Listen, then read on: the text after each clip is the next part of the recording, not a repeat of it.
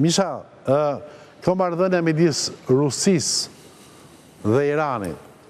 pra ne dim që një pjesë e madhe e furnizimit të dronëve në luftën e Ukrainës Rusisë janë dronë iranian, të cilët kanë qenë lloj dronëve të vrasës, pra do të thonë që shkojnë godasin janë si predha të telekomanduara, plus armatime tjera, ku do të tjenë gjëra që edhe i dim dhe si dim, por kjo marrëdhënia midis Rusisë dhe Iranit është e tillë që në qoftë se Donald Trumpi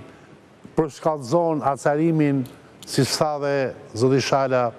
mund ta ketë strategji apo siç ka precedent, Rusia të hyjë si ndërmjetëse në rastin më të mirë për të krijuar një paqe midis Washingtonit dhe Teheranit, ose si mbështetëse ushtarake në rastin më të keq? Në fakt, Rusia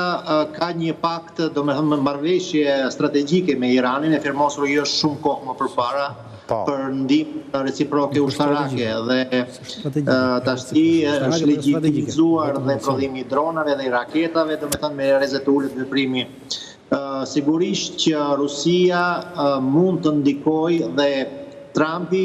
siç e kuptojmë në mënyrë figurative, i pëlqen ata lojtarë që kanë karta në dorë. Rusia në rastin e Iranit ka një kartë në dorë, një kartë të mirë, dhe edhe këtu shtypi rus i jep vëmendje, domethënë i fokuson vëmendjen tek Irani dhe te ndikimi që mund të krijojë Rusia së bashku me Kinën për ta ulur Iranin në tryezën e bisedimeve, sepse qëllimi i Iranit është për të hequr sanksionet që ka, domethënë kundër Iranit. Dhe në këtë mënyrë Rusia dhe Kina janë angazhuar ta ndihmojnë Iranin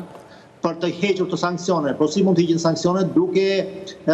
domethënë, hequr programin nuklear që ka, ose për ta bërë atomin iranian